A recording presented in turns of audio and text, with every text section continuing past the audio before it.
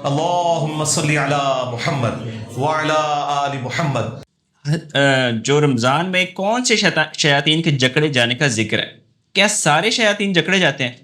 کیا انسان کا نفس بھی ایک شیطان ہے؟ کیا وسوسے ڈالنے والا شیطان بھی رمضان میں جکڑا جاتا ہے؟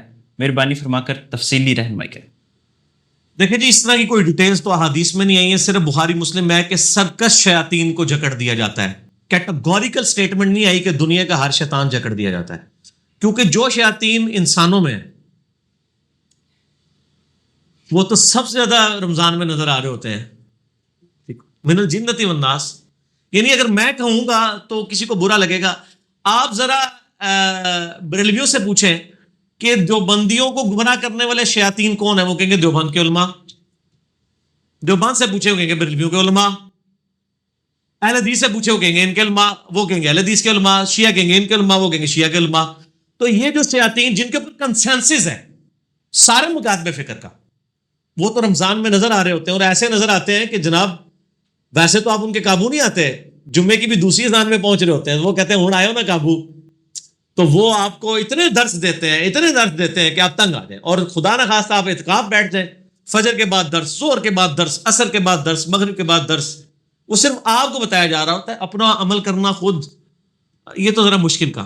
تو یہ شیاطین تو آزاد ہے نا جی، من الجنۃ والناس، جنوں میں سے بھی اور انسانوں میں سے بھی۔ باقی سرکس شیاطین جکڑے جاتے ہیں، چھوٹے موٹے شیاطین تو پھرتے رہتے ہیں، انسان کے ساتھ بھی ایک شیطان ہے۔ صحیح بخاری و مسلم میں حدیث ہے کہ ہر انسان کے ساتھ ایک جن جو ہے وہ اٹیچ کر دیا ہوا اللہ تعالیٰ نے۔ ایک صحابی نے جرت کر کے پوچھا یا رسول اللہ صلی اللہ علیہ وسلم آپ کے ساتھ بھی؟ فرمایا ہاں، لیکن اللہ نے مجھے اس پر طاقت دی، میں نے اس کو مسلمان کر لیا، وہ اب مجھے وہ بھی صرف سچائی کی ترغیب دلاتا ہے۔ نبی علیہ السلام کے ساتھ جو جن ہے وہ مسلمان ہے، یہ دعویٰ کوئی اور شخص کر ہی نہیں سکتا، نہ حضرت ابوبکر، عمر، عثمان و علی، نہ آپ کے بزرگ بابے، نہ میرے امام۔ میرے تو بابے نہیں ہیں، میرے تو امام ہیں، کوئی بندہ نہیں۔ ما ضل صاحبکم وما غوا، تمہارے نبی نہ کبھی بہکے ہیں نہ کبھی بہرا چلے، صرف نبی علیہ السلام کی گارنٹی۔ اس لیے ہم کہتے ہیں امام اعظم ان کو کہیں، امام ان کو مانے صلی اللہ علیہ وآلہ وسلم۔ باقی ساتھ رہتے ہیں، باقی جو نفس ہے یہ شیطان نہیں ہے، ظاہر ہے یہ انسان کا اپنا حصہ ہے، اور روح تو بڑی اچھی چیز ہے، روح تو نفس میں مطمئنہ بھی ہے، یا ایتها النفس المطمئنہ ارجعی الی ربک راضیۃ مرضیہ فادخلی فی عبادی وادخلی جنتی۔ اے اطمینان والی جان، اپنے رب کی طرف لوٹ اس حال میں، یہ موت کے وقت اہل ایمان کو خوشخبری دی جاتی ہے کہ تیرا رب تجھ سے راضی، تو اپنے رب سے راضی، آ میرے نیک بندوں میں شامل ہو، میری جنت میں داخل ہو جا۔ تو یہ بھی نفس مطمئنہ بھی ہے، انسان کا نفس شیطان نہیں۔ اور نبی علیہ السلام کی بخاری مسلم میں حدیث ہے، آپ نے فرمایا یہ کوئی نہ کہے کہ میرا نفس شیطان ہو چکا ہے، اس طرح کے الفاظ نفس کے لیے استعمال نہ کریں، وہ تو روح ہے اللہ کی طرف سے، اب اس کو کوئی خبیث بنا دیتا ہے، انسان خود کرتا ہے۔ اللہ نے انسان کو اختیار دیا ہے، انا ہدیناہ السبیل اما شاکرا و اما کفورا، ہم نے ہدایت کا راستہ واضح کیا ہے، چاہے تو شکر گزاری کی روش اختیار کرو، خواہ نہ شکری کی، لیکن اللہ کی طرف بڑھو گے، والذین جاہدوا فینا لنہدینہم سبلنا، جو لوگ ہماری راہ میں کوشش کریں گے ہم اپنی راہیں ان کے لیے کھول دیں گے، ہر راہ ان کو خدا تک لے جائے گی، ایک بار سچائی کے ساتھ نکلے تو صحیح۔ تو شیاطین قید کیے جاتے ہیں، لیکن نفس اور بری عادتیں جو آپ کو لگی ہوئی ہیں، ظاہر ہے وہ کوئی سوئچ تو نہیں آف ہونا ایک دم، ون فیکٹ ہمیں نظر آتا ہے کہ اگر پہلے 10 نمازی ہیں تو اب 50 نمازی ہیں، اور ایک ماحول سا بن جاتا ہے۔ اس کا مطلب واقعی محسوس ہو رہا ہوتا ہے کہ سرکش شیاطین جھگڑے گئے۔ باقی تھوڑا بہت تو ظاہر ہے 11 مہینے تک ایک سائیکل میں پیڈل مارتے رہیں آپ، اس کے بعد پیڈل مارنا چھوڑ بھی دے تو 1 مہینے تک تو وہ چلتی رہے گی نا۔ تو شیطان نے اتنی تھپکیاں دی ہوتی ہیں 11 مہینے تک، تو تھوڑی دیر ہاتھ اٹھا بھی لے تو وہ اپنے زور سے تو چل رہی ہوتی ہے، لیکن اب اس وقت پیڈل کا زور نہیں ہوتا، آپ تھوڑی سی بریکیں لگا لینا تو آپ اس غلط ٹریک سے دوسرے ٹریک کی طرف اپنی گاڑی کو لے کے جا سکتے ہیں۔ تو یہ ایک موقع دیا جاتا ہے، یہ کہیں نہیں آیا کہ جی اب رمضان آیا تو کوئی مطلب گناہ کرے گا ہی نہیں، ایسے تو نہیں ہے۔ رمضان میں بھی، رمضان کی راتوں میں بھی لوگ کتنی کتنی برائیاں کر رہے ہوتے ہیں، ٹھیک ہے نا، ماجگاہ بنی ہوتی ہیں برائیوں کی ایسی، مطلب عید رات آپ دیکھ لیں، بخشش کی رات ہے، اس رات کیا کچھ نہیں ہو رہا ہوتا۔ تو یہ کہیں نہیں آیا کہ سارے شیاطین کر دیے، ٹھیک۔ صحیح ہے بھائی۔ اچھا بھائی، دوسرا سوال ہے اعضاء کی پابند کاری کے بارے میں۔ اسلام میں انسانی اعضاء عطیہ کرنے کے بارے میں کیا احکامات ہیں؟ میں نے مختلف علماء کرام سے سنا ہے کہ اپنے اعضاء عطیہ کرنا ناجائز ہے، کیونکہ ہم ان اعضاء کے مالک ہیں ہی نہیں، لہذا ہم اپنے اعضاء عطیہ نہیں کر سکتے۔ اگر خدا نخواستہ ہمیں اپنی ہی جان بچانے کے لیے انتہائی مجبوری کے تحت کسی دوسرے شخص کے اعضاء لے کر اپنی پیوند کاری کروانا پڑ جائے تو کیا یہ پیوند کاری کرانا شرعی لحاظ سے جائز ہوگی؟ پہلے تو اصول اور مبادی طے کریں نا جی. اعضاء میں سے ایک ایسی چیز ہے جس کے سارے قائل ہو چکے ہیں, وہ ہے خون. صحیح. خون کیمیکلی پروڈیوس تو نہیں ہو سکتا. یہ تو بیولوجی کے 2 ہی لا فائنل ہوئے ہیں ابھی تک. ایک تمام لیونگ تھنگس جو ہیں وہ پانی سے بنائی گئی ہیں, اور لیونگ تھنگس صرف لیونگ تھنگس سے ہی بنے گی. خون جو ہے وہ لیونگ تھنگ سے ہی حاصل کیا جا سکتا ہے, آپ اس کو کیمیکلی پروڈیوس نہیں کر سکتے. تو سر خون لگوانے کے تو سارے قائل ہیں, ٹھیک ہے نا. اعضاء پہ تو ہم بعد میں آتے ہیں نا, ہم تو اصول اور مبادی پہ بات کرتے ہیں. اگر یہ کیٹاگوریکل حرام ہے کسی دوسرے شخص کی کوئی چیز حاصل کرنا, تو خون بھی حرام کو ڈکلیئر کرے نا. انہی علماء جنہوں نے فتوے دیے ہیں, جب ان کی بیویاں پریگنینسی سے ہوتی ہیں تو کیا خون کی بوتلیں یہ نہیں ارینج کرتے پھر رہے ہوتے, کر رہے ہوتے ہیں. یہ آپ کو بتانے کے لیے انہوں نے غلط مسئلے بنائے ہوئے ہیں. ایسا نہیں, اب کنسنسس ہو چکا ہے الحمدللہ, سوائے چند ایک جاہل علماء کے. یہ تو بہت بڑی یعنی ایک اللہ تعالیٰ نے ڈسکوری کروائی ہے کہ خون کے ذریعے کسی کی جان بچائی جا سکتی ہے. آپ کو پتا ہے کہ اگلے زمانوں میں جب جنگوں میں لوگوں کا خون ضائع ہوتا تھا, چھوٹے چھوٹے زخم کے اوپر لوگ مر جایا کرتے تھے. صحیح بخاری میں آتا ہے کہ سعد ابن معاذ کو صرف گھٹنے میں ایک تیر لگا تھا, ایکسیسو خون نکلنے سے وہ فوت ہو گئے. آج کسی کے گھٹنے میں تیر لگ جائے اور آپ اس کو ہاسپٹل لے جائیں تو وہ خون بند کر دیں گے, وہ نہیں مرے گا. ایسی دعائیں ہیں. یعنی یہ ٹیکنالوجی اس زمانے میں ہوتی تو کتنے لوگوں کی جانیں بچ جاتی. یہ تو بہت بڑی نعمت ہے اللہ تعالیٰ کی طرف سے. صحیح بخاری میں حدیث ہے, اللہ تعالیٰ نے کوئی ایسی بیماری نازل نہیں کی جس کی دوا نہ ہو. جب وہ دوا اس کے موافق ہوتی ہے تو اللہ کے اذن سے شفا ہو جاتی ہے. تو اللہ تعالیٰ نے یہ انسان کو ایکوائرڈ نالج دی ہے نا, the knowledge obtained through observations and experiments. تو یہ خون والا اگلے زمانوں میں جب جنگوں میں لوگ زخمی ہوتے تھے تو خون کے ایکسیسو نکلنے سے مر جایا کرتے تھے. خون کو روکنے کے لیے پھر داغ لگایا جاتا تھا, یعنی گرم کر کے نیزے کی نوک یا کسی لوہے کی چیز کو گرم کر کے نا اس زخم کے اوپر لگاتے تھے تو وہاں سے جل جاتا تھا, تو وہاں سے پھر خون رسنا بند ہو جاتا تھا. آج کل بھی آپ دیکھ رہے ہیں جو ماڈرن آپریشن ہو رہے ہیں نا, ان میں خون کی بوتلیں بھی ریکوائرڈ نہیں ہوتی ہیں. خون نکلتا ہی نہیں ہے. خون نکلتا ہی نہیں ہے کیونکہ وہ ساتھ ساتھ ویلڈ کرتے جاتے ہیں, داغ دیتے جاتے ہیں. ٹھیک ہو گیا. تو اس زمانے میں یہ معاملہ تھا. لیکن اگر زخمی کو داغ دینے کے دوران جتنا خون نکل چکا ہے وہ اتنا نکل گیا کہ اب وہ خون ڈالنے کی ٹیکنالوجی کوئی نہیں ہے, تو بندے نے مر ہی جانا ہے نا. اچھا, آپ کو پتا ہے کہ اس وقت بھی لوگ کوششیں کرتے تھے, خون لگایا کرتے تھے, بعض کا لوگ بچ جاتے تھے, بعض کا مر جاتے تھے. کیونکہ اگر بلڈ گروپ ڈفرنٹ ہوگا, میرا بلڈ گروپ بی پازیٹیو ہے الحمدللہ, میرا بلڈ گروپ واقعی بی پازیٹیو ہے اور میں ہیوی بی پازیٹیو ہوں, پازیٹیو رہے, ٹھیک ہو گیا. اب میرا بی پازیٹیو ہے, اس وقت یہ ایکسیسو پایا جاتا ہے بی پازیٹیو. بی پازیٹیو والے کو اگر اے پازیٹیو بھی لگا دیں اس کی ڈیتھ ہو جائے گی. نیگیٹو کا تو سوچے بھی نا, صرف ایک بلڈ گروپ ہے, کیڑا جی, او نیگیٹو. ہاں وہ سب کو لگ جاتا ہے, ٹھیک ہے. او پازیٹیو, اچھا او پازیٹیو. اچھا بات یہ ہر بات میں میڈیکلی آپ دیکھ لیجیے گا, میں ایسے ہی بتا رہا ہوں. اس وقت لوگ خون لگاتے تھے, بعض بچ جاتے تھے, بعض مر جاتے تھے کیونکہ کلوٹ بن جاتے تھے. پھر بعد میں انسان کو پتا چلا کہ یار یہ تو بلڈ گروپ بھی ہوتے ہیں اور وہ ایک گروپ دوسرے کو نہیں لگا سکتے. کرتے کرتے کرتے آج الحمدللہ اس چیز یہ میچورٹی کے ایوالو ہو چکا ہے یہ معاملہ. تو خون کے اوپر سارے قائل ہو چکے ہیں. جب یہ پوری ڈاکٹرائن کلیئر کریں گے نا, اب آپ اس کی جزیات میں آئیں, اعضاء کے اوپر آ جائیں. پھر خون کے بھی تو آپ مالک نہیں ہیں, پھر آپ کیوں لوگوں کو دیتے ہیں؟ پھر قرآن میں واضح آیا ہے سورۃ النحل کے اندر کہ جان بچانے کے لیے اگر آپ کو حرام بھی کھانا پڑتا ہے تو آپ اتنا کھا لیں کہ جان بچ جائے. اس میں خنزیر کے حرام ہونے کا, بہتے ہوئے لہو کا, مردار کا, اور جو چیزیں غیر اللہ کے نام پہ اس کا ذکر آیا کہ یہ نہیں کھانی, اور کہا کہ اگر مجبوری ہو تو بس اتنا لے لو. یہ 4 جگہ قرآن حکیم میں ہے, سورہ الانعام کے اندر بھی آیا اور سورہ نحل کے اندر ڈیٹیل کے اندر ہے. اس میں تو ساتھ یہ بھی آیا کہ کلمہ کفر بھی بکنا پڑے جان بچانے کے لیے تو جائز ہے, دن میں اگر ایمان ہے تو آپ یعنی یہ سارے معاملات. تو اگر یہ بالفرض حرام بھی ہے بقول ان علماء کے, تو کیٹاسٹرافک کنڈیشن میں کسی کی جان کو بچانے کے لیے اگر بلڈ کوئی ڈونیٹ کرتا ہے یہ ثواب کا کام ہے, اور جو بلڈ لیتا ہے اس کو لینا ضروری ہے. جان بچانا تو فرض ہے, صرف ایک چیز ہو کہ یہ بلڈ بیچا نہ جائے. یہ فی سبیل اللہ ہونا چاہیے, اللہ کی طرح ہے. بیچنا ہے. آپ اپنے اعضاء دے سکتے, مرنے کے بعد اپنی آنکھیں ڈونیٹ کر دیں. آنکھیں بھی لوگ سمجھتے ہیں پتہ نہیں ڈیلا ہی نکال لیں گے, اور یار اتنا سا لینس ہے جو نکالتے ہیں, وہ ڈیلا اپنی جگہ ہی ہوتا ہے. ٹھیک ہے. دل بھی اب تو ڈونیٹ ہو جاتا ہے. جگر تو زندہ بندے کا بھی کاٹ کے لے سکتے ہیں, وہ دوبارہ سے پورا ہو جاتا ہے.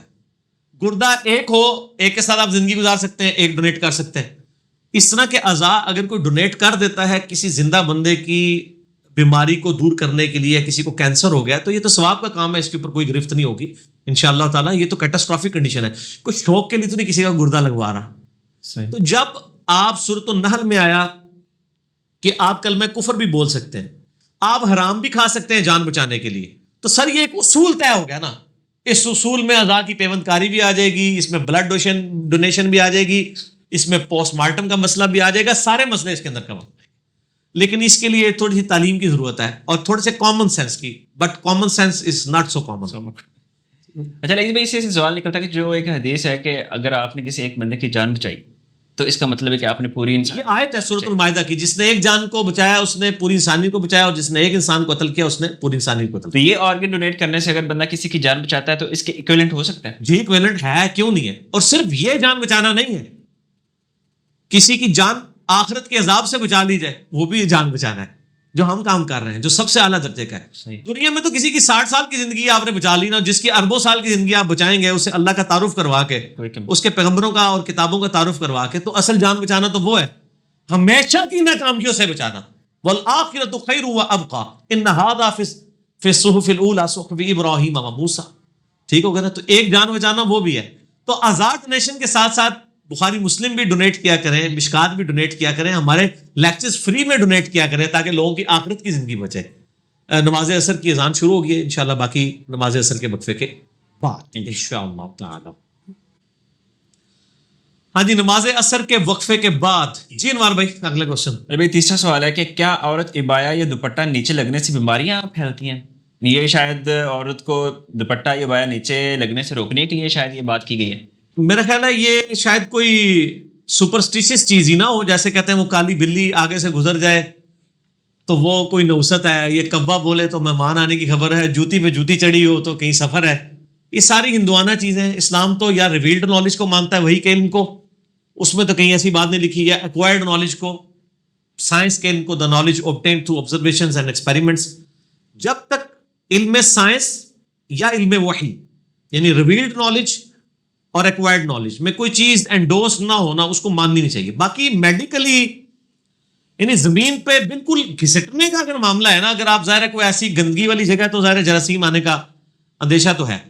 باقی یہ ہے کہ ایک ابو داؤد میں کمزور روایت ہے کہ نبی علیہ السلام نے فرمایا کہ عورت کے پاؤں ڈھکے ہونے چاہیے نماز کی حالت میں. وہ کمزور روایت ہے. یہ بعض اہل حدیث بڑا زور لگا رہے ہوتے ہیں, یہ روایت ہی کمزور ہے. شیخ زبیر صاحب نے مشکات میں تحکیم بھی کی ہے.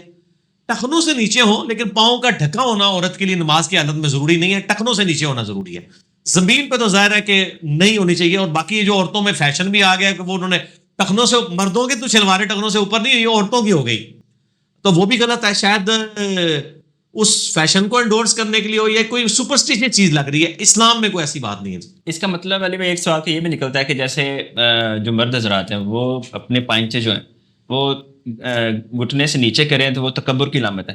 تو یہ اور جی عبایا جو اگر یہ نیچے گھستی ہے زمین پہ تو کیا اس سے بھی تکبر کوئی نکلتا ہے؟ تکبر تو نہیں ہوتا. ابو داؤد میں صحیح حدیث ہے کہ کچھ عورتوں نے کہا یا رسول اللہ وسلم ہماری چادر لمبی ہے, زمین پہ گھسٹتی ہے, ہمیں شک ہی رہتا ہے ہماری کپڑے ناپاک نہ ہو گئے. آپ فرمایا کہ وہ ناپاکی والی جگہ سے جب تم گزرتی ہے اس کے بعد پاک جگہ بھی کوئی آتی ہے, اس سے مراد گیلی جگہ نہیں, جو شک والی مٹی والی جگہ. ان کا ہاں, تو فرمایا اس سے رگڑ کھا کے وہ پاک ہو جاتی ہے. جیسے جوتی جو اسٹریٹ تلوے والی ہے وہ ناپاک نہیں ہوتی جب تک گیلی جگہ پہ نہ پڑے, گندگی والی جگہ پہ. اگر خشک ناپاک مٹی پہ پڑتی ہے اس کے بعد پاک مٹی پہ پڑی, اس کا تیمم ہو گیا, وہ پاک ہو گئی. تو نبی علیہ السلام نے ان عورتوں نے کہا ہمیں اجازت دیں ہم ذرا اس کو زیادہ اونچا کر لیں, تو آپ نے اجازت نہیں دی. آپ فرمایا کہ اسی طریقے سے پروسیڈ کرو اس کو. یعنی عورت کے لیے پسندیدہ یہ ہے کہ اس کی یعنی کپڑا جو ہے وہ ٹخنوں سے نیچے ہونا چاہیے. باقی بہت گھسٹنا اس میں پھر کپڑا پھٹ بھی سکتا ہے نا جی, اگر وہ والا معاملہ ہو تو اس سے تو بچنے میں. لیکن یہ تو نہیں کہ ٹخنوں سے اوپر چڑھا لیں. ٹخنوں اور آپ کی ایڑیوں کے درمیان رکھیں. ٹھیک ہو گیا, ٹھیک ہو گیا. ارے بھائی کیا کتا ناپاک جانور ہے؟ کیا اس کو ہاتھ لگانا جائز ہے؟ اور ہاتھ لگانے کے بعد اگر پاکی حاصل کرنی ہو تو اس کا کوئی خاص طریقہ ہے؟ ساتھ اس میں یہ بھی ایڈ کر لیں کہ کتے اور بلیوں کا جو خرید و فروخت ہے وہ جائز ہے یا نہ جائز؟ اس میں یہ ہے کہ جی دیکھیں, یہ کتا ہے نا جی, اس کی جو تھوک ہے نا وہ ناپاک ہے. کتا فی نفسی اس کے ہاتھ لگانے سے ہاتھ ناپاک نہیں ہوتے ہیں. ہاں وہ کسی برتن میں منہ مار دے تو بخاری میں آتا ہے 7 دفعہ اس کو دھویا جائے, وہ جراثیم کی وجہ سے یہ سارا چیز. باقی فی نفسی اگر اس سے کپڑوں سے چھو جائے کتا تو ناپاک نہیں ہوتا. باقی گھر میں آپ گھر کی باؤنڈری کے باہر حفاظت کے لیے رکھ سکتے ہیں, وہ تو آج کل ماڈرن کتے آ گئے ہیں, CCTV کیمرے. آپ کا کتا تو ایک گولی میں مارا جائے گا, CCTV کیمرہ تو ایک ایک چیز نوٹ کر کے رکھے گا. آپ وہ والے کتے پالیں نا, CCTV کیمرہ لگوائیں. تو باقی یہ کتے اجازت نہیں ہے. بخاری مسلم میں حدیث ہے کہ رحمت کے فرشتے نہیں آتے. شکار کے لیے رکھا ہو یا حفاظت کے لیے, وہ بھی گھر کی باؤنڈری کے باہر, تو وہ جائز ہے, رکھ سکتے ہیں. اسلام کو کوئی کتے سے چڑ نہیں ہے کہ اس کو مطلب اللہ تعالیٰ کہتا ہے کہ مار ہی دیا جائے کتوں کو, ایسا نہیں ہے. لیکن ظاہر ہے کہ جس طرح ول آف گاڈ ہے, اس نے کچھ شریعت میں کچھ چیزیں رکھ دی ہیں ایسی کہ ان سے بچنے میں عافیت ہے, اور وہ اللہ کی پسندیدہ ہے.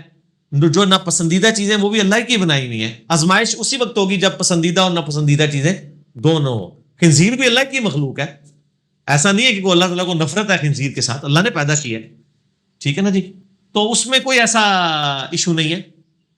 کتا اگر یعنی جسم کو ویسے چھو جائے تو کوئی ناپاک نہیں. ہاں اگر گیلا کتا ہو اور گیلا بھی وہ کہیں پیشاب کی وجہ سے گندگی وجہ سے گیلا ہوا ہو, پھر ادروائز کوئی اس کا گیلا ہونا بھی کوئی مضر نہیں ہے. بلی جو ہے نا جی, اس کے تھوک کے بارے میں نہیں آیا کہ وہ ناپاک ہے, حالانکہ بلی خود حلال جانور نہیں ہے, لیکن یہ چونکہ پالتو جانوروں میں آتا ہے اس کی اجازت دی گئی ہے. پالتو جانور میں جتنے حلال جانور ہیں نا, گدھا اگرچہ حلال نہیں ہے لیکن پالتو جانور ہے, گدھے کا تھوک ناپاک نہیں ہے. گھوڑا تو ویسے ہی پاک ہے, بکری, گائے, بھینس, جتنے پاکیزہ جن کا ہم گوشت کھاتے ہیں ان کے تھوک بھی پاک ہے. اور پالتو جانور جن کا گوشت نہیں بھی کھاتے, گوشت حرام ہے, وہ پیورلی پالتو جانور ہیں, ان کی تھوک کو حرام نہیں کراتی ہے. ٹھیک ہو گیا جی. تو باقی خرید و فروخت بلیوں کی تو اسلام میں نہیں ہے, لیکن کتا تو ظاہر ہے جو اب ٹرینڈ ہوا ہوا کتا ہے وہ اچھی کوالٹی کا, وہ تو آپ خریدیں گے تو کوئی مسئلہ ہوگا. اس میں یعنی فقہی اختلاف پایا جاتا ہے. تو ظاہر ہے ایک بندے نے اگر ایفرٹ پٹ کر کے کوئی کتا کہیں سے پکڑا ہے اور وہ اس کو بیچتا ہے, اس کو ایز اے کاروبار نہ اڈاپٹ کیا جائے, اس کی یعنی اسلام میں اس کو پسند نہیں کیا گیا. ٹھیک ہے. باقی آپ کتے کے اوپر ایک پورا چیپٹر مشکات میں وہ پڑھ لیں, اتنا سادہ ٹاپک نہیں ہے. کچھ غامدی صاحب کو بھی دیکھ لیں. اچھا علی بھائی, میت جب کوئی فوت ہوتا ہے تو میت کے پاس بیٹھنے کا کوئی سنت طریقہ بھی ہے, کوئی مخصوص طریقہ کہ اس طرح بیٹھنا چاہیے یا یہ کرنا چاہیے؟ کوئی سنت طریقہ تو نہیں آیا. آپ کے انڈیا پاکستان کے تو کافی سارے طریقے ہیں, وہ تو آپ کو مجھے بھی پتہ ہے. باقی یہ کہ میت کو آپ بوسہ دے سکتے ہیں. بخاری میں حدیث موجود ہے, حضرت بکر نے آ کے نبی علیہ السلام کی میت کو بوسہ دیا. میت کو بوسہ دے سکتے ہیں, ہاتھ لگا سکتے ہیں. بیوی خاوند کو غسل دے سکتی ہے, خاوند بیوی کو غسل دے سکتا ہے مرنے کے بعد. میرا اس کے اوپر کلپ بھی یوٹیوب کے اوپر ریکارڈڈ موجود ہے. بس یہی کہ اس کے لیے دعائیں مغفرت کریں اور مرتے ہی اس کے غسل کا اہتمام کریں. یہ پوری رات رکھی رکھتے ہیں, پھر دفنانے سے گھنٹہ پہلے غسل دیتے ہیں. فوراً غسل دیں, اس کے بعد دوبارہ غسل دینے کی ضرورت نہیں ہے. اگر کوئی پخانہ وغیرہ نکل بھی آئے تو کوئی ایشو نہیں, فوراً غسل دینا چاہیے. یہ کام میت کے ساتھ کرنا چاہیے. غسل دے کے اس کو کپڑے پہنا, جو اس کا کفن ہے وہ پہنا دے. بس یہ کام کرنے کا, بجائے یہ کہ آپ اس میت کو پوری رات پڑی رہتی ہے. باقی اس کے لیے یہ کوئی نہیں ہے کہ آپ نے اس کے پاس بیٹھ کے وہ قرآن پڑھنا ہے یا کلمہ اونچی آواز سے پڑھنا ہے. یہ تو ہے کہ مردے جب کوئی بندہ مرا نہ ہو, نزا کے عالم میں ہو, اس وقت اس کو کلمے کی تلقین کی جائے, اس کے پاس کلمہ پڑھا جائے تاکہ اس کا آخری کلام لا الہ الا اللہ ہو جائے. باقی جو مر گیا آپ تو اس کے لیے دعا ہی کر سکتے ہیں, اور کچھ نہیں کر سکتے. موجودہ دور میں علی بھائی موبائل سے تصویریں لے کے اور خاص سوشل میڈیا پہ اپلوڈ کرنا, اسپیشلی کس میں کرتے ہیں, اس سے کوئی کمائی کرتے ہیں؟ نہیں, کمائی نہیں, کہ میرے والد یا والدہ جو ہے فوت ہو گئے ہیں تو اپنے دوست احباب کو, ظاہر آج کل سوشل میڈیا جو ہے وہ اچھی بات ہے, ایسا کرنا چاہیے. میں کہتا ہوں حاج عمرے کی تصویریں سوشل میڈیا پہ نہ لگائیں, اپنی نیکیوں کو نیلام نہ کریں. لیکن ظاہر ہے کہ ایک بندہ باہر کے ملک پڑا ہے تو میت کی شکل دیکھنا تو نبی علیہ السلام کی سنت ہے. آپ خود صحابہ کی میتیں آ کے دیکھا کرتے تھے. ایک بندہ انگلینڈ سے نہیں آ پا رہا اور وہ قریبی عزیز بھی ہے, وہ چاہتا ہے چلو میں آخری دیدار کر لوں, اس کے لیے تصویر اتار لی جائے, تو ضرور اتارنی چاہیے. بلکہ یہاں تو کسی اور وجہ سے بھی اتارنی پڑ جاتی ہے. شیخ زبیر علی صاحب فوت ہوئے نا, تو دیوبندیوں نے, بریلویوں نے پراپوگنڈا کیا جی شیخ زبیر صاحب کی شکل ہی بگڑ گئی ہے. حالانکہ ان کی تصویر یعنی اس وقت یہ موقع نہیں تھا کہ اتاری جاتی. پھر اہل حدیثوں نے بیچاروں نے اسپیشلی ان کی میت کی تصویر اتار کے اس کو اپلوڈ کیا فیس بک پہ کہ دیکھو کوئی نہیں بگڑی. میں کہتا ہوں بگڑ بھی جائے, یہ چیز کا ثبوت نہیں ہے کہ وہ بندہ نیک نہیں تھا یا نیک تھا. حضرت ابو عبیدہ ابن جرح کی طاعون کے مرض میں وفات ہوئی ہے. طاعون میں تو اتنے بڑے بڑے پھوڑے جسم پہ نکلتے ہیں, تو بڑے سونے ہو کے فوت ہوئے ہوں گے وہ. یہ خوبصورتی سے کو فرق پڑتا ہے. حضرت امیر حمزہ کے ناک کان سب کچھ کاٹا گیا ہے, جب ان کی میت رکھی ہوگی تو بڑی خوبصورت ہوگی. ان چیزوں میں کوئی فیصلے نہیں ہونے, فار گاڈ سیک ان چیزوں کو بھول جائیں. اور وہ حضرت ابوبکر کی حدیث 1387 بخاری کی یاد کر لیں, جب اماں عائشہ نے کہا کہ آپ کے لیے نیا کفن, ان کا نبی علیہ السلام کو دو کپڑوں میں اور تیسرا تھا اس میں دفنایا گیا تھا, مجھے میرے کپڑوں میں ہی دفنانا. اور یہ جو نیا کپڑا ہے یہ تو زندہ بندے کی ضرورت ہے, مردہ بندے کے لیے تو کپڑا جو وہ پیپ اور گل سڑ نہیں ہے. حضرت ابوبکر اپنے لیے کہہ رہے ہیں, ان کو تو کسی نے نہیں کہا کہ حضرت یہ آپ اپنی گستاخی خود کر رہے ہیں. اس ٹائم گستاخیاں والا معاملہ نہیں سے ہوتا. انڈیا پاکستان بڑھنے تو بعد آیا تھا مسئلہ, ٹھیک ہو گیا. اور اس پہ تو میں نے بڑی حیران کن بات مارا, کلپ بھی چڑھایا حضرت ابوبکر کا علم غیب. حضرت عائشہ سے پوچھتے ہیں نبی علیہ السلام کس دن فوت ہوئے تھے, ان کا سوموار کے دن. پوچھا آج کون سا دن ہے, کہا سوموار. تو ان کا میں اللہ سے امید کرتا ہوں میں آج ہی فوت ہوں گا. 1387 بخاری کی حدیث ہے. حضرت عائشہ کہتی ہیں حضرت ابوبکر اس دن نہیں فوت ہوئے, منگل کا بھی فوت نہیں ہوئے, منگل کی رات کو فوت ہوئے. تو حضرت ابوبکر کو دل میں غیب کوئی نہیں تھا, تواڈے بزرگ بابے نوں تے ہے. صحابہ کرام کو تو عذاب قبر بھی نظر نہیں آتا تھا, تواڈے بزرگوں کو کشف القبور ہوندا ہے. بخاری مسلم میں حدیث ہے, نبی علیہ السلام گزر رہے تھے, 2 قبر والوں کے پاس رک کے فرمایا ان کو عذاب ہو رہا ہے. پوچھے حضرت صلی اللہ علیہ وسلم آپ کیوں رکے, کہا عذاب ہو رہا ہے ان کو. ایک چگلی کھاتا تھا, ایک پیشاب کے چھینٹوں سے نہیں بچتا تھا, ایک ٹانی توڑ کے اس کے 2 ٹکڑے کر کے فرمایا جب تک یہ ہری رہیں گی ان کے عذاب میں تخفیف ہوگی. تو حضرت ابوبکر عمر عثمان علی تو حضور کے ساتھ تھے, نظر نہیں آیا. اور مسلم شریف کے الفاظ ہیں میں نے اللہ سے دعا کا ارادہ کیا کہ دعا کروں کہ عذاب قبر تمہیں دکھا دے, پھر مجھے ڈر ہوا کہ تم اپنے مردوں کو دفنانا چھوڑ دو گے, تو میں نے دعا ہی نہیں کی. دکھانے صرف سنوانے سے, تو صحابہ کو تو سنوایا بھی نہیں گیا. تسی آجو ساڈے بزرگ نے قبر دے اندر ویکھ لیندے نے. تو آپ کے بزرگوں پہ ہم ٹیسٹ پیش کرتے ہیں, اندر نہ دیکھیں. سر ہم اپنا میکینیکل انجینئرنگ کا فارمولہ لکھ کے دیتے ہیں, تو سارے بزرگ مرے ہوئے زندہ وہ فارمولہ پڑھ کے دس دیں. یہ نہیں کہہ رہے کہ وہ فارمولہ سمجھا دیں, نو نو نو نو نو نو, ایڈی بڑی بےزتی تو نہیں کرنی نا, صرف بتا دیں لکھا کیا ہوا ہے, جو دل کے حال جان لیتے ہیں. اور یہ تو خدا سکھاتا ہے, تو خدا کو تو میکینیکل انجینئرنگ آتی ہے نا, مشین ڈیزائن آتی ہے نا. لو کتابیں سارے بزرگوں کو پڑھاؤ. ٹھیک. اگلا سوال ہے کہ موبائل کال پہ وائس بھی ہو یا ویڈیو, اس پہ نکاح پڑھایا جا سکتا ہے؟ جی پڑھایا جا سکتا ہے, اگر غرض نہ ہو, دھوکہ نہ ہو, واقعی بندہ وہ بیٹھا ہوا ہو, یعنی کہ اعتباری لوگ بیٹھے ہوں. ویسے تو عورت کی موجودگی ضروری نہیں ہے, عورت بے شک آسٹریلیا بیٹھی ہے, اس کا باپ ہے, وہ وکیل ہے, وہ اپنی بچی کا نکاح کر سکتا ہے. ٹھیک ہو گیا. فون تو اس سے بہت اعلیٰ درجے کی چیز ہے, اس میں تو فزیکلی سامنے بھی کوئی آ جاتا ہے. اصل چیز ہے غرض اور دھوکہ نہیں ہونا چاہیے. دونوں طرف کی پارٹیاں اوریجنل ہوں تو بے شک کرائیں, نکاح آن لائن کرائیں, بے شک کریں, کوئی حرج نہیں, سب کا اتفاق ہے. دھوکہ نہیں ہونا چاہیے, وہ تو سامنے بھی دھوکہ ہوگا تو نکاح نہیں ہوگا.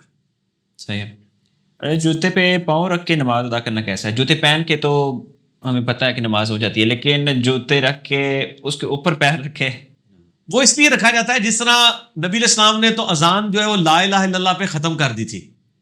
انڈیا پاکستان والے وہ اسپیکر بند کرنے سے پہلے کیا پڑھتے ہیں؟ محمد رسول اللہ پڑھتے ہیں نا. وہ یہ بتانا چاہتے ہیں کہ نبی علیہ السلام آدھی اذان بتا گئے تھے, ہم نے مکمل کر دی. یہ بدعت جاری کی نا. نبی علیہ السلام جوتی میں پاؤں داخل کر کے نماز پڑھ لیا کرتے تھے, لیکن کلین والی مسجد میں نہیں جہاں مٹی ہونی چاہیے. بخاری میں حدیث موجود ہے. میں جواب مکمل, بولنا نہیں کسی نے بیچ میں. تو آپ صلی اللہ علیہ وآلہ وسلم نماز مکمل کر لیا کرتے تھے جوتیوں کے اندر, قالین والی میں نہیں. جس مسجد میں فرش ہے مٹی کا پیوڈ, جوتیوں میں نماز پڑھے. اور جوتیاں بھی آپ والی نہیں جن کے نیچے گندگی پھنس جاتی ہے, فلیٹ جوتی ہو. یہ جاگر وغیرہ ہوں گے تو اس میں تو آپ نماز نہیں پڑھیں گے جب تک آپ کو یقین نہ ہو بیچ میں گندگی والا معاملہ آپ صاف ہے تو ٹھیک ہے, پھر پڑھیں, اس میں بھی کوئی حرج نہیں.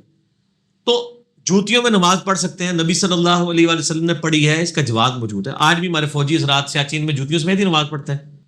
ٹھیک ہے. اور اس میں آپ اگر جرابیں ایک دفعہ وضو کر کے پہن لیں تو جوتیوں کے اوپر ہی مسح کر کے پڑھ سکتے ہیں, کوئی حرج نہیں ہے. 5 نمازوں تک, اور مسافر ہے تو 15 نمازوں تک. اب کیا ہوا کہ ان کو جوتیوں والی یہ حدیثیں تو ہضم نہیں ہوتی تھی. انہوں نے ایک تیسرا راستہ, وہ جس طرح کلمہ مکمل کیا نا اذان کے بعد لا الہ الا محمد رسول اللہ, انہیں کہا یار جوتی, لوگ کہیں گے جوتی نماز پڑھا ہے. انہوں نے کہا کہ جوتی نکالو اور پھر جوتی کے اوپر کھڑے ہو جاؤ. لگ پھر بھی پشکار ہے سرکار, کھلوتے تو جوتی دے ہوتے ہی ہونا.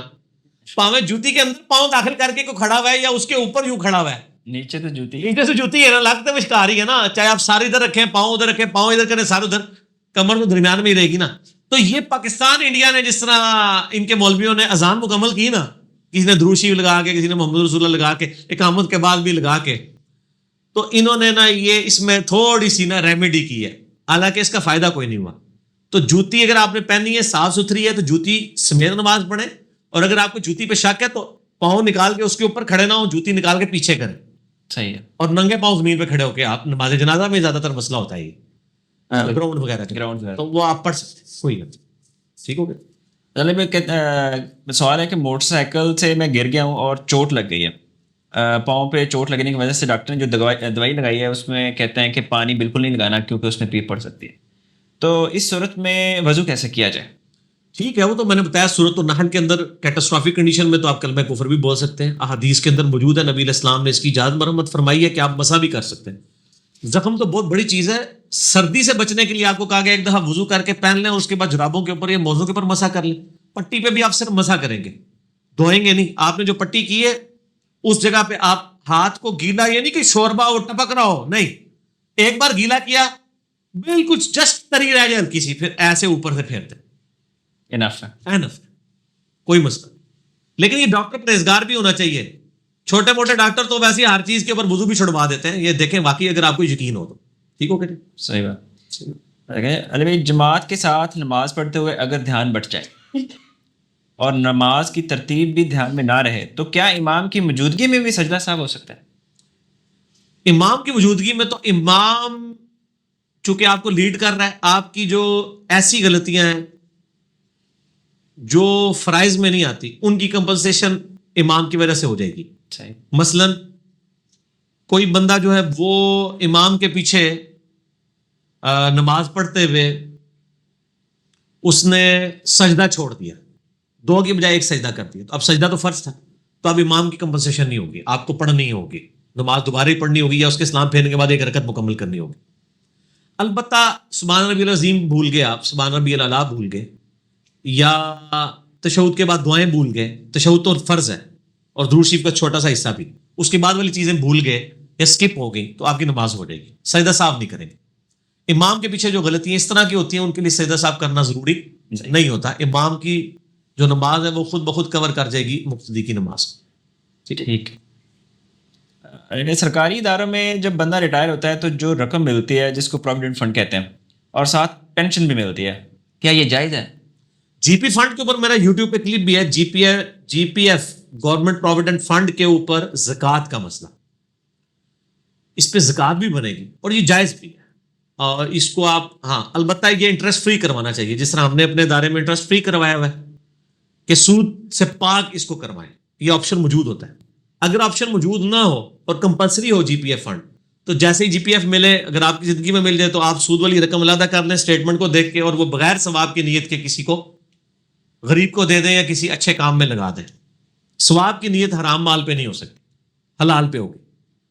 اور اگر آپ مر گئے اور پچھلوں کو پھر سختی سے وصیت کر جائیں, لیکن جس کے پاس آپشن موجود ہے کہ انٹرسٹ فری کروا سکتا ہے, وہ اس امید پہ نہ لے کے میں خود لے لوں گا انٹرسٹ اور پھر بعد میں نہ وہ فری کروائے, کیونکہ اس کے پاس تو موجود تھا آپشن, لا یکلف اللہ نفسا الا وسعها. دیکھیں ایک عام حالت میں جراثیم انہیل کر رہے ہیں, لیکن ایک میں نے امرود کاٹا اس میں کیڑے آ گئے اور میں کہوں میں عام حالت میں بھی اتنے جراثیم کھاتا ہوں, چلو یہ بھی کیڑے کھا لوں, یہ تو نہیں ہوگا. جو چیز آپ کے اختیار میں ہے اس کے بارے میں آپ سے پوچھا جائے گا, جو اختیار میں نہیں ہے ظاہر ہے امید ہے اللہ تعالیٰ معاف کر. اور زکوٰۃ کب دینی ہوگی؟ جب پروویڈنٹ فنڈ جب آپ کے ہاتھ میں آ جائے نا اور آپ اس کے مالک ہو جائیں, اس کے بعد آپ اس کی زکوٰۃ. سالانہ کے بارے میں بھی میرا تو موقف اس میں یہی ہے کہ آپ کیلکولیٹ کرتے رہیں, کیونکہ آپ مالک تو ہیں بھارت, لیکن بعض علماء کہتے ہیں مالک آپ اس وقت ہوں گے جب آپ کو ڈلیور ہوگا. ٹھیک ہے نا. تو اس میں احتیاط تو یہ ہے کہ آپ سال کے اعتبار سے جتنی ہر سال ایڈ ہوتی ہے اس کے اعتبار سے دیتے جائیں, اور اگر آپ اینڈ پہ بھی مالک ہونے کے بعد بھی 1 سال کی نکال لیں اور پچھلوں کی نہ بھی نہ نکالیں تو اجتہادی مسئلہ ہے, اس میں کوئی گرفت نہیں ہو. نہیں زکوٰۃ نہیں کاٹتی, پروویڈنٹ فنڈ میں سے نہیں زکوٰۃ کٹتی سر. اگر کٹتی ہے تو بہت اچھی بات ہے, لیکن وہاں بھی لوگ لکھ کے دیتے تھے میری نہ کاٹیں. اچھا چلو اگر گورنمنٹ کاٹ لیتی ہے تو پھر بہت اچھی بات, مسئلہ ہی ہے نا. جب ایک مرد جس کی اولاد ہے اور وہ کسی اور خاتون سے شادی کرتا ہے کہ اس کی اپنی بھی اولاد ہو, ٹھیک ہے, کیا نکاح کے بعد دونوں کے جو بچے ہیں وہ آپس میں نامحرم ہوں گے یا ان کی بچے تو نامحرم رہیں گے, لیکن بچے ماں باپ کے لیے محرم ہو جائیں گے اور ہمیشہ کے لیے ہو جائیں گے. اور ان اس کی عورت کی جو پچھلے خامن سے اولاد ہے نا, یہ نیا خامن ان کا ہمیشہ کے لیے باپ بن جائے گا, چاہے یہ طلاق بھی اس کو دے دے, اور اس کے بچوں کی وہ ماں بن جائے گی ہمیشہ کے لیے. اب رہا مسئلہ ان کے بچوں کا آپس میں رشتہ, تو ہو سکتا ہے کیونکہ دونوں کے باپ مختلف ہیں. مختلف ہے. جب باپ مختلف ہیں تو آپس میں رشتے ہو سکتے ہیں, کیوں نہیں ہو سکتے؟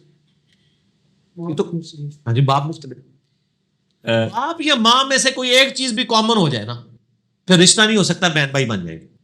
ان کے اس میں باپ مختلف ہے اور ماں تو ویسے ہی مختلف ہے نا, ادھر سے ماں, تو یہ دونوں چیزیں شامل ہیں, ماں باپ دونوں کے مختلف ہیں.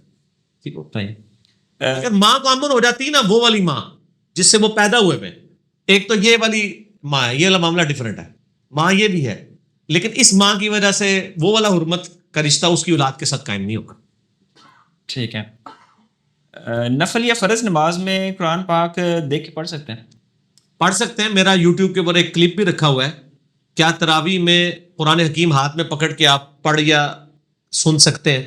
سیدہ عائشہ کے بارے میں صحیح بخاری میں آتا ہے, ان کا غلام مصحف دیکھ کے ان کو قیام اللیل کروایا کرتا تھا. مصنف ابن ابی شیبہ میں کئی آثار ہیں کہ صحابہ کے سامعین بھی اٹھاتے تھے قرآن, اور وہ خود بھی اٹھا کے امامت بھی کروا لیا کرتے تھے. یہ جائز ہے, لیکن جب حافظ قرآن موجود ہو تو بہتر ہے کہ وہی کرے, جواز کی حد تک. جواز تک ٹھیک ہے. ایون آپ موبائل سے بھی پڑھ سکتے ہیں, لیکن اس کو ایئر فلائٹ موڈ میں لگا دیں, اے نہ نال میسج بھی چیک کرتے جاؤ, اے نہیں ہونا چاہیے, کام چپ کے رکھا ہوئے. اگر بیوی بیمار ہو یا کوئی اور ایسی ایمرجنسی ہو کہ چھوٹے 6-7 ماہ کے بچے کو اکیلا نہیں چھوڑا جا سکتا, تو نماز کے ٹائم میں اس کو گود میں اٹھا کے نماز ادا کی جا سکتی کریں, سنت ہے. نبی علیہ السلام نے امامہ اپنی جو نواسی تھی اس کو اٹھا کے, صحیح بخاری میں آتا ہے, نماز پڑھا کرتے تھے, اور یعنی یہ سنت ہے. پھر نسائی میں مسند احمد میں آتا ہے کہ حسن و حسین تو آپ کی پیٹھ پہ بھی چڑھ جایا کرتے تھے نماز کی حالت کے دوران. ٹھیک ہے نا, اور نبی علیہ السلام ان کے لیے سجدہ بھی لمبا کر دیا کرتے تھے. تو یہ امامہ کے بارے میں صحیح بخاری میں آتا ہے کہ نماز میں آپ نے ان کو اٹھا کے نماز ادا کی. تو چھوٹے بچوں کو اٹھا سکتے ہیں, لیکن پیمپر وغیرہ ان کو باندھ لیں گے نا, اور ایشو بن جائے بعد میں. صحیح ہے, یہ بھی ہوتا ہے مسئلہ. بل فقہ حنفی کا مسئلہ ہے کہ آپ کتے کو اٹھا کے نماز پڑھ سکتے ہیں, اپنے بچے کو اٹھا کے نہیں نماز پڑھ سکتے. ہاں, اور وہ صرف یہ کہتے ہیں کہ تھوڑی مہربانی کریں کہ منہ نہ مار دے آپ کو, منہ چونکہ تھوک نہ پا کے منہ اس کا جو ہے. اچھا منہ ہے تو یہ پرانے بزرگ بول گئے نا کہ منہ تے بن لیا جو پیشاب کر دیتے. نہ میں معافی میں ہوں مسلم, علمی کتاب, یہ علمی گل ہے. اچھا بزرگ منہ بندے لے کے پیمپر نہ بھول گئے جائے. ساڈا بچہ ہے تو پہلے کہ جی بابا اس کو پیمپر بنایا جائے پہلے کتے کو. ٹھیک ہے, انہوں نے پتا ہے پیمپر ضروری چیز. تو بزرگوں نے اتنا نالج بھی نہیں سی جیسے ساڈے آج کل کے بچوں ہے.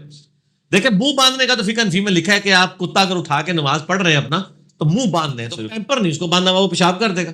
اپنے بنائے ہوئے مسئلہ میں یہ بھائی اے گلاں تانوں ایتھے لبڑیاں نے صاحب, یہ بزرگاں کو نہیں ہوندیاں. جیڑی مرضی اٹھایا ہے, بس اٹھانا ثابت ہو گیا نا. صحیح ہے. وہ تو فرض نماز ہی تھی نا جس میں حسن و حسین تھے, کیونکہ اس میں تو موجود ہے کہ نبی علیہ السلام امامت کروا رہے تھے, اور اتنا لمبا سجدہ کر دیا کہ ہمیں گمان ہوا کہ آپ کی روح پرواز کر گئی ہے. وہ تو فرض نماز تھی نا. ٹھیک ہو گیا جی. اگلے 2 سوال مولانا طارق جمیل صاحب کے بارے میں ہے. مولانا طارق جمیل صاحب کا ایک بیان ہے کہ روز قیامت اللہ تعالیٰ سارے فرشتوں کو بھی مار دے گا. کیا یہ بات درست ہے؟ لاجیکلی درست لگتی ہے. کل نفس ذائقۃ الموت ہے. اور پھر اس میں اللہ تعالیٰ فرماتا ہے نا سورہ غافر میں, جسے سورہ مومن بھی کہتے ہیں, لمن الملک اليوم, پھر اللہ خود ہی جواب دے گا للہ الواحد القہار. کوئی جواب دینے والا نہیں ہوگا, کوئی فرشتہ بھی نہیں ہوگا. یقیناً یہ ٹھیک ہے کہ ہر ذی روح کو موت آئے گی. ایک وقت ایسا آئے گا کہ صرف اللہ ہوگا, باقی ساری مخلوقات ختم ہو چکی ہے قیامت سے پہلے. قیامت سے پہلے, یہ قیامت یعنی قیامت قائم ہونے سے پہلے. ایک تو قیامت آنا ہے نا جسے الساعہ کہا جاتا ہے, ایک پھر حساب و کتاب والی قیامت ہے. اس سے پہلے جو وقفہ ہے یعنی وہ آخری دفعے سے پہلے کا, جس میں لوگ زندہ کیے جائیں, زندہ کیے جانے سے پہلے. ہاں لاجیکل ہے یار. طارق جمیل صاحب کی ساری باتیں غلط نہیں ہوتی. چلے انڈورسمنٹ مل گئی. طارق جمیل صاحب کا دوسرا بیان ہے کہ بیوی جو ہے وہ شوہر کے زخموں کی پیپ پی کے بھی اس کا شکر ادا نہیں کر سکتی. نہیں پیپ نہ پیے, یہ حدیث ہے صحیح ابن حبان کے اندر. بعض محدثین اسے صحیح درجے کی بھی کہتے ہیں, حسن درجے تک, کہ نبی علیہ السلام فرمایا کہ عورت کا خاوند کا عورت پہ اتنا حق ہے کہ اگر اس کے پورے جسم میں زخم ہو اور پیپ رستی ہو اور اس کو چاٹے تب بھی اس کا حق ہے. یہ نہیں کہا حضور نے کہ چاٹنا شروع کر دو. یہ وہی ہے جو ابو داؤد اور ابن ماجہ میں حدیث ہے کہ اگر میں سجدہ جائز سمجھتا تو بیویوں سے کہتا کہ خامدوں کو سجدہ کرے اس حق کے سبب جو اللہ نے ان کو دیا. یہ صرف سمجھانے کے لیے, صحیح ہے, یہ کرنا نہیں ہے. انڈرسٹینڈنگ کلیئر کرنے مطلب ایک بات کی گئی, ایک انٹینسٹی بتائی گئی ہے. اس کا یہ مطلب نہیں ہے کہ کسی خامد کو زخم ہے تو وہ بیوی کو کہے چاٹ, نہیں, کوئی ضروری نہیں ہے. ٹھیک ہوگا نا, یہ بس ایک سمجھانے کے لیے. طارق جمیل صاحب جو ہے نا وہ بیویوں کے حقوق بہت بیان کرتے ہیں اور بہوؤں کے, ساسوں کے نہیں کرتے. اس کے پیچھے لاجک ہے, کیونکہ زیادہ لوگوں سے تو دشمنی نہیں لی جا سکتی نا. بوئیں دنیا میں زیادہ ہیں, ایک ساس کی 4-5 بوئیں ہوں گی, کئی ایسی بوئیں جن کی ساسیں ہی مری ہوئی ہیں. تو اور اگر آپ کیلکولیشن کریں گے نا تو دنیا میں اگر 1 کروڑ بوئیں ہوں گی نا تو ساسیں شاید چند لاکھ ہوں. تو چند لاکھوں کی دشمنی تو مول لی جا سکتی ہے کروڑوں کی طریقے. اس لیے آپ دیکھیں کبھی ساس کے حقوق نہیں وہ بیان کریں گے. یہ ریالٹی ہے کہ ساسیں زیادہ تر ظالم ہیں اور بہوؤں کے ساتھ ہی ظلم ہو رہا ہے, لیکن بالکل ون سائڈڈ بھی نہیں چلے جانا چاہیے. صحیح بات.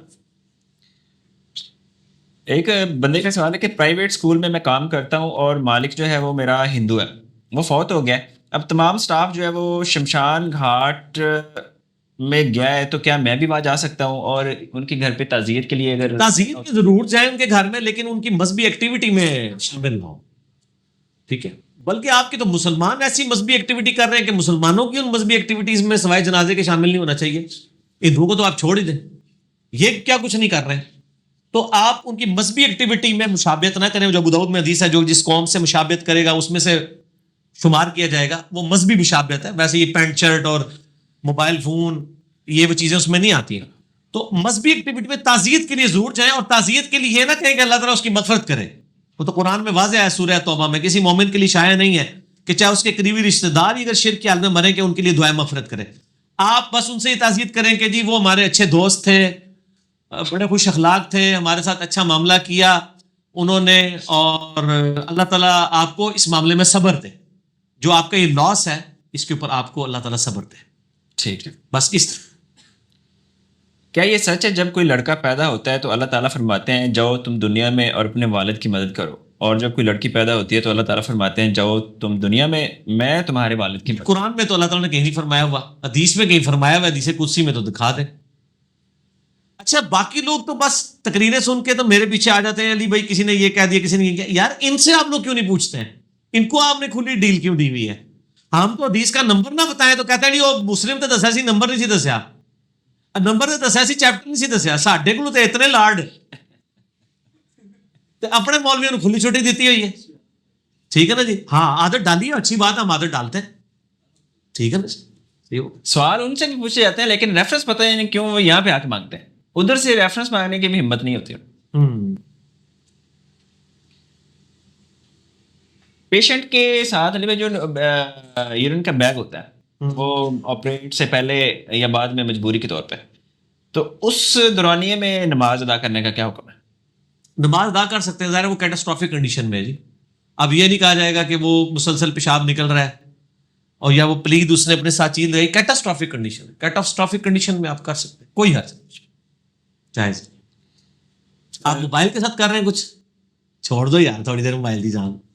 اچھا بہن کا نکاح ہوا ہے کچھ دن پہلے لیکن رخصتی نہیں ہوئی. اب کچھ لوگ بول رہے ہیں کہ 4 مہینے کے اندر ملنا نہیں تو نکاح ختم ہو جاتا ہے. نہیں, نکاح تو نہیں ختم ہوتا. نبی اسلام کا بھی مطلب کم از کم 2 سال کے بعد 3 سال کے بعد رخصتی ہوئی ہے. صحیح بخاری میں آتا ہے 6 سال کی عمر میں اما عائشہ سے نکاح ہوا ہے, 9 سال کی عمر میں رخصتی ہوئی ہے. 3 سال تو نبی اسلام کا نکاح نہیں ٹوٹا.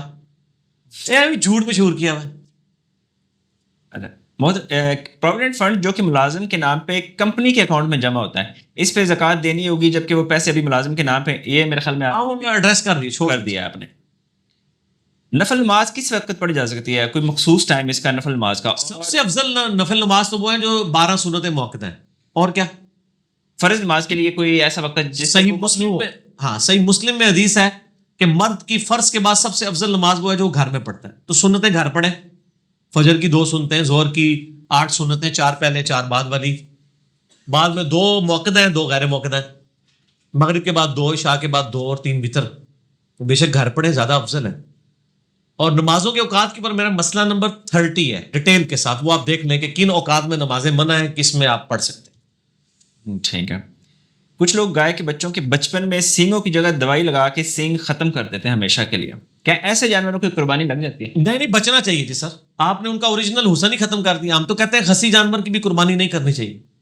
تو یہ آپ نے حسن بگاڑ دیا. ایک ویسے بونے بکرے ہیں قدرتی طور پہ جن کے یعنی سینگ نکلتے ہی نہیں ہیں جی، ایسے کو بکرے ہوتے ہیں تھوڑے سے گم ہوتے ہیں اندر ہی اوپر. بہت زیادہ بات ہے، لیکن جان بوجھ کے تو نہیں، ان میں ڈس آرڈر نہیں آنا چاہیے. وہ تو قرآن میں واضح ہے وَلَا آمُرَنَّهُمْ فَلَا يُغَيِّرُنَّ خَلْقَ اللَّهِ، سورہ نساء آیت نمبر 119. شیطان کہتا ہے میں ان کو ابھاروں گا کہ تیری بنائی ہوئی تخلیق کو بدلیں گے. تو اللہ کی تخلیق تو سینگ تو بڑی خوبصورتی ہے یار جانوروں کی، ختم نہیں کرنے چاہیے. تو ایسے جانور نہ لیں، چھوڑ دیں. دوران نماز اگر کیا آ جائے تو نماز جاری رکھنی چاہیے یا نہیں؟ یہ کیا نماز کہاں سے جاری رکھی جا سکتی ہے جی؟ کیا آنے سے کہاں جاری رہے گی؟ نہیں، وہ کہ آتی ہے تو ابھی منہ میں ہی ہوتی ہے، تو بندہ کہے کہ نہیں میں نے مینج کر لیا ہے تو نماز کمپلیٹ کر وہ کیا ہے نا کہ ڈکار کے نا اس کو. نہیں، پانی منہ میں آ جاتا ہے میدے کا منہ. سر وہ ڈکار ہے نا، کیا کا لفظ اس کے لیے تو نہیں بولا جاتا. ہلکا سا ڈکار ہے، آیا اور واپس چلا گیا. یہ تو نہیں ہے کہ آپ 4 رکعتوں تک منہ میں سنبھال کے رکھیں گے تو نماز تو اسی کے پڑھو گے. تو وہ تو نماز آپ فوراً توڑیں، وہ تو ابو داؤد میں حدیث واضح موجود ہے، آپ پیچھے چلیں. اور صرف نماز ہی ٹوٹے گی کہ وضو بھی ٹوٹ جائے؟ کیسے وضو نہیں ٹوٹتا جی؟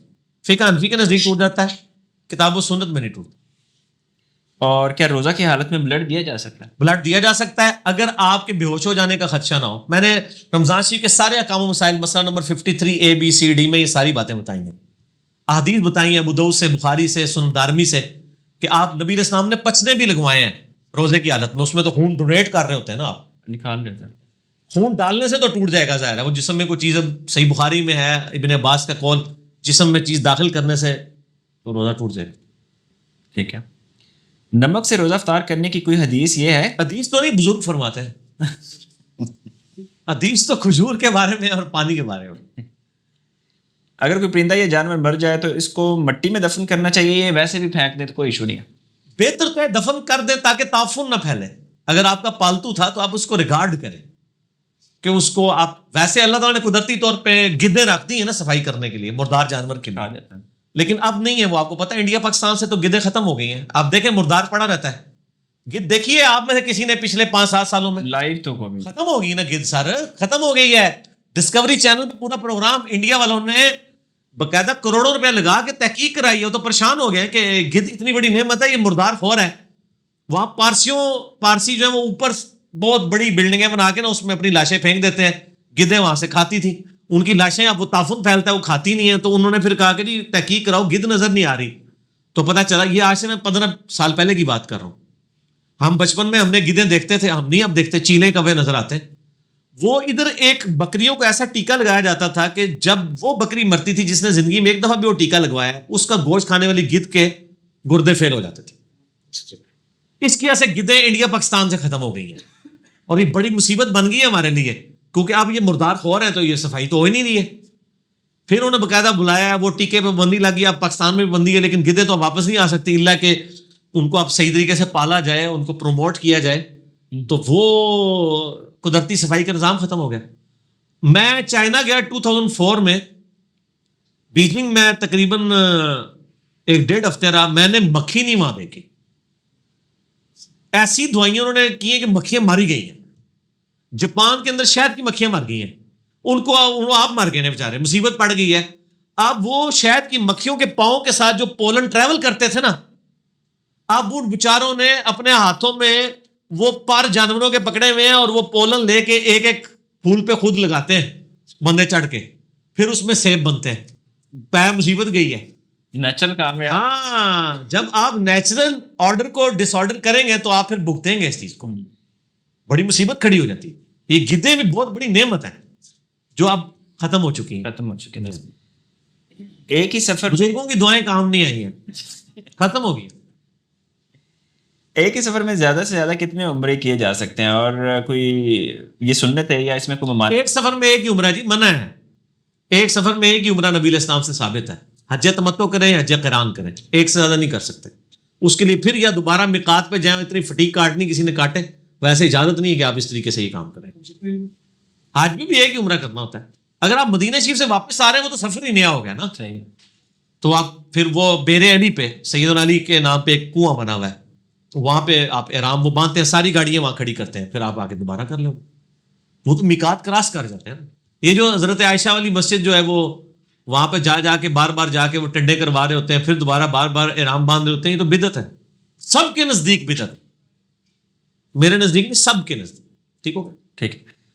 اور میں رنگ کا کام کرتا ہوں, ہاتھ پاؤں صاف کرنے کے بعد بھی رنگ لگا رہتا ہے. اس طرح کے اور بھی کئی کام ہیں جس میں کام کے دوران وہ لیئر چڑھ جاتی ہے ہاتھوں پہ. ہاں وہ عمومی کام ہے نا, پیٹ کا یا عورتوں کے ناخنوں میں آٹے کا لگ جانا, ان کے لیے وہ صاف کرنا ضروری نہیں. جن کا عمومی کام ہے, جو کبھی کبھار کرتے ہیں وہ صاف کریں, ان کو اسی طریقے سے ایکسیپٹ کیا جائے. ٹھیک ہے. کیا عورت اپنے شوہر کی اجازت کے بغیر گھر کی کوئی چیز اپنے والدین کو یا کسی کو بھی دے سکتی ہے؟ نہیں دے سکتی, وہ اس کی مالک ہی نہیں ہے, کیسے دے سکتی؟ اجازت لے کے دے. ہاں اگر کوئی عورت خود جاب کرتی ہے اور وہ اس کی اپنی سیونگ ہے, وہ بے شک دیتی. صحیح. کیا نبیوں میں سے کسی نبی نے یا کسی صحابی نے اپنی بیوی کو طلاق دی تھی؟ یار یہ جو کیا کرنا ہے, صحابہ میں تو بکثرت دی ہیں طلاقیں, وہ تو احادیث موجود ہیں. نبی علیہ السلام نے ارادہ کیا تھا, دی نہیں. ٹھیک. تو اس سے کیا نکلے گا؟ طلاق جائز ہے. ابو داؤد ترمذی میں حدیث ہے کہ اللہ تعالیٰ کو حلال چیزوں میں سب سے زیادہ ناپسند طلاق ہے. اگر حلال اس لیے کہ کبھی بعض کا واقعی جینون ضرورت پڑ جائے. ٹھیک ہو, ٹھیک ہے. جو ماں باپ اپنے چھوٹے بچوں کو روزہ رکھواتے ہیں اور بچے اپنا روزہ مکمل نہیں کر پاتے, تو کیا ماں باپ کو کوئی گناہ نہیں ہوگا؟ بچوں پہ روزہ ہے ہی نہیں, ان کا توڑنا گناہ ہے ہی نہیں ہے. ظاہر اسی طریقے سے کبھی وہ آدھا روزہ رکھیں گے, کبھی پونا رکھیں گے, پریکٹس کروائیں گے تو آہستہ آہستہ وہ رکھنا تو چاہیے. کیا پورا رکھنے سے پھر ثواب بھی نہیں ہوگا؟ پورا رکھنے سے تو ثواب ہوگا, ظاہر ہے, کیوں نہیں ہوگا؟ وہ تو آپ نے ایک اچیومنٹ کر لی نا. یہ اسی طریقے سے تہجد کے اگر کوئی 8 نفل پڑھے تو اس کو ثواب ہوگا, اگر کوئی نہیں پڑھتا تو اس تو کو گناہ تو نہیں ہوگا. بچوں پہ تو فرض ہے ہی نہیں ہے روزہ. ٹھیک ہے. حافظ قرآن کے ماں باپ بغیر حساب جنت میں جائیں گے, یہ حدیث ٹھیک ہے؟ حافظ کی 7 پشتے جو ہیں وہ بخشی جائیں گی, اس طرح کی باتیں جو اللہ کرے جی, اتنا سوکھا کام ہو گئے. 7 پوچھتا خام بھائی, حافظ قرآن کی فضیلت میرا یوٹیوب پہ کلپ ہے, وہ آپ دیکھ لیں. یہ کہیں نہیں کہ بخشے جائیں گے, وہ یہ کہ ان کے ماں باپ کو تاج پہنایا جائے گا. ابو داؤد میں, مسند حاکم میں موجود ہے. لیکن وہ ہے کہ جس نے قرآن کے حلال کو حلال, حرام کو حرام سمجھا, اس طرح کا حافظ اگر آپ کو کوئی مل جائے مجھے بھی بتا دیجیے گا, آپ اس سے دعا کروا لیں گے جا کے. آج کل تو حافظ نے جو کام چوک کے رکھ دینے نا, چھوڑ دو. ہاں. کیا اعتکاف 10 دن سے زیادہ 20 یا پورے 1 مہینے؟ 1 مہینے ہے. صحیح بخاری میں نبی علیہ السلام 1 مہینہ بھی آپ نے اعتکاف کیا ہے. 10 دن تو کم از کم ہے, پورے 30 دن کریں, گھر والوں کو بھی چھٹی دیں, خود بھی سکون سے کھائے پیئے, مسجد میں رہیں. بس ایک مولوی تقریریں بار بار سننی ہے, بیٹھیے نا, باقی تو اور کوئی مسئلہ نہیں. سب سے مشکل رہو. جو شخص خود روزہ نہیں رکھتا لیکن روزہ دار کو روزہ افطار کراتا ہے, تو کیا اس کو ثواب ملے گا؟ دیکھو جی کیسا سوال آیا جی. خود نہیں رکھتا, لوگوں نے رکھواتا ہے. بلیک میلر ہے بڑا بڑا.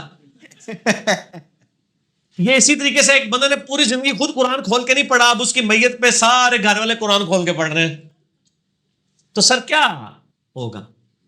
جب فرائض بھی پورے نہیں کیے, نوافل سے کیا ہو؟ اللہ کرے اس کی نیکیوں کے سبب اللہ تعالیٰ اسے توفیق دے دے کہ وہ سچائی کے راستے پہ آ جائے. بس یہی ہم دعا کر سکتے ہیں, باقی اللہ نے فیصلہ کرنا جی.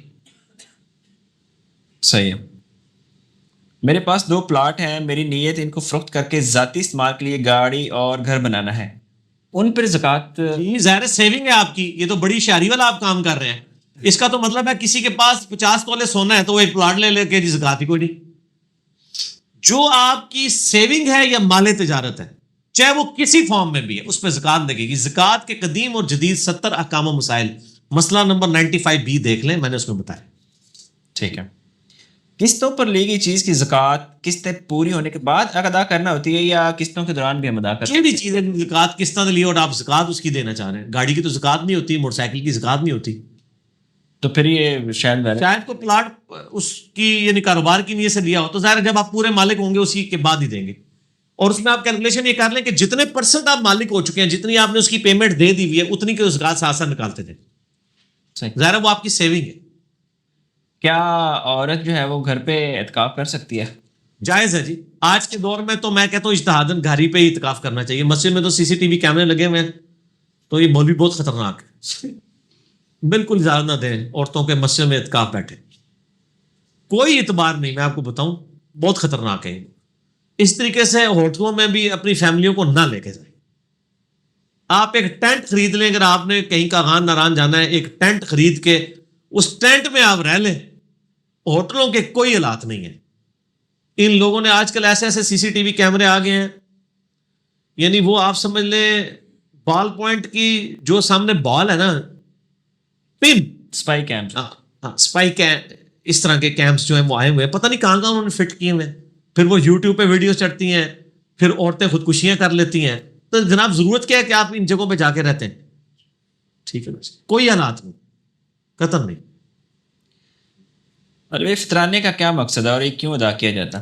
یہ بھی میں نے مسئلہ 53D جو رمضان المبارک والا ہے اس میں میں نے بتایا تھا کہ صحیح بخاری میں آتا ہے کہ فطرانہ نبی علیہ السلام نے روزہ دار کی جو چھوٹی موٹی غلطیاں ہوتی ہیں, فوش کلامی کہیں ہو جاتی ہے یا کوئی اور غلطیاں, ان کی کمپنسیشن کے لیے رکھ دیا ہے.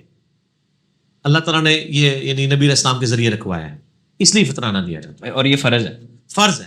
اگر کوئی بہت غریب ہے تو بے شک نہ دے. ٹھیک ہے. کیا مسجد کی چھت یا بیسمنٹ جو کہ خالی ہے پر دکانیں بنا کر کرائے پر دی جا سکتی ہیں اور ان کا کرایہ مسجد کے اخراجات پورا کرنے کے لیے استعمال ہوگا؟ مسجد کے اخراجات کے لیے ضروری استعمال کریں, اپنے للے تللے کے لیے نہ کرنا شروع کر دیں. یہاں تو یہی ہوتا ہے کہ وہ دکانیں چڑھا کے تو ان کی گاڑیوں میں پیٹرول ڈل رہا ہوتا ہے اور ان کے معاملات چل رہے ہوتے ہیں. مسجد کے لیے جائز ہے. یہ کون شریف آدمی سوال کر رہا ہے؟ یہ تو اس پہ تو اجماع ہے, ساروں نے اپنے مدرسوں کے نیچے دکانیں ڈالی ہوئی ہیں. اور یہ اگر آپ کا خوف نہ رکھتے ہو تو مسجد کو بھی 5 نماز ٹائم کے علاوہ بھی کرائے کے اوپر دے دیں. تو ڈرے جے, یہ تو کاروبار بنایا ہوا ہے انہوں نے مسجدوں کا. میں نے دیکھے کئی بار آپ کو بتایا کہ ایک اسٹوڈنٹ فارغ ہوتا ہے مولوی, وہ سائیکل پہ ہوتا ہے, سال کے بعد موٹر سائیکل اس کے نیچے آتی ہے, 2-3 سال کے بعد گاڑی بھی آ جاتی ہے, اس کے بعد ڈرائیور بھی آ جاتا ہے. تنخواہ پوچھے تو کہتا ہے 10,000 ہے. یہ 10,000 ریال ہے, یہ $10,000 ہے.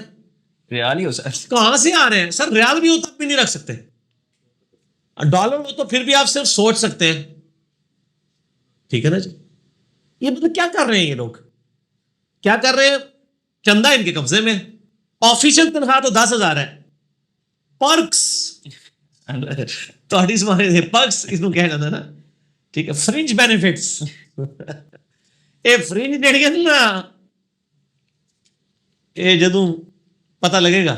اللہ تعالیٰ فتنوں سے بچائے. کیا کہ اگلا سوال شاید عمران خان کے عمرے پہ ہے. کیا حج اور عمرہ جو ہے وہ حرام کی حالت میں جراب پہنی جا سکتی ہیں؟ عمران خان صاحب نے پہنی ہوئی تھی, انہوں نے عمرہ کیا تھا, جرابیں پہنے ہوئے تھے. اور یہ سوال ہے کہ نہیں, وہ احرام بھی اس وقت باندھا ہوا تھا جب جراب باندھا ہوا تھا اور نیچے جرابیں پہنی. جراب پہن سکتے ہیں لیکن ٹخنے ننگے ہونے چاہیے. ٹخنوں سے نیچے جراب پہن سکتے ہیں, اگر وہ چھوٹی جراب جو جس میں صرف ٹخنے ننگے ہو, پیر ہی کور ہو. ہاں, صحیح بخاری میں ہے کہ نبی علیہ السلام فرمایا کہ اگر کوئی موزے پہننا چاہ رہا ہے نا احرام کی حالت میں, تو وہ صحیح بخاری میں وہ اس کو کاٹ لے کے ٹخنے ننگے ہو جائے. اب یہ نہیں پتا وہ جراب پہنی ہوئی تھی انہوں نے یا ان کے پاؤں میں کوئی زخم تھا. میں نے دیکھا تھا سوشل میڈیا پہ کہ جراب ان کی جو ہے نا وہ آ سکتے ہیں. ہم تو دونوں طرف رکھ لیتے ہیں نا, ان کے محبین ناراض ہی نہ ہو جائیں گے.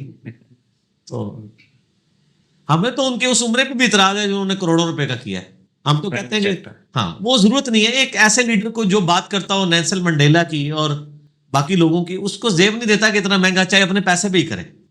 1.5 کروڑ میں کتنے لوگوں کے ساتھ معاملات اور نیکی کے ہو سکتے تھے. سادہ عمرہ کریں, اکانومی کلاس میں آپ ٹریول کریں. جب مثالیں تو محمد علی جناح کی دیتے ہیں, لیکن آپ دیکھیں وہ پبلک ٹرانسپورٹ میں بھی سفر کر لیا کرتے تھے. ٹھیک ہے. احرام کی حالت میں جو ارکان ادا کیے جاتے ہیں حج کے لیے, اس میں جو ایک کندھا ننگا رکھنا پڑتا ہے وہ ضروری ہے یا ضروری ہے؟ پہلے 3 چکروں میں رمل بھی ضروری ہے اور کندھا ننگا رکھنا بھی ضروری ہے, اور یہ صرف احرام کی حالت میں. اس کے علاوہ جو طواف ہے ان میں تو ننگا نہیں رکھنا ہوتا, اور نہ آپ نے یہ کندھا جو ہے وہ صفا مروہ کی سعی کے دوران ننگا رکھنا ہے, اور نہ اگر طواف کے دوران قرآن نماز کا ٹائم ہو جائے پھر آپ نے اس کو اتار کے تو پورا کندھے پہ لے کے تو اس طرح نماز پڑھنی ہے. کندھا ننگا ہوگا تو نماز نہیں ہوگی, صرف چکر کے دوران, وہ بھی احرام والے, عام طواف میں نہیں. ٹھیک ہے. کیا لڑکا اور لڑکی کسی مسجد کے امام یا کورٹ میں جا کر بغیر گواہ اور پیپرز کے نکاح کر سکتے ہیں؟ نہیں کر سکتے جی، ولی کی اجازت کے بغیر نکاح نہیں ہو سکتا. لڑکی نہیں کر سکتی، لڑکا کر سکتا ہے. اگر لڑکی کے والد کی اجازت ہے اور وہ کہتا ہے لڑکے کو جاؤ کورٹ میرج کر لو، میری اجازت ہے، تو کر سکتا. یہ سنگلز کے لیے ہے یا میرڈ جو ہے آلریڈی؟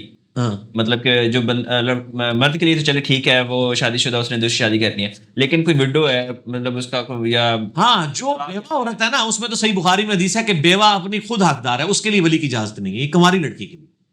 ٹھیک. حج کیا اجتماعی عبادت ہے یا انفرادی؟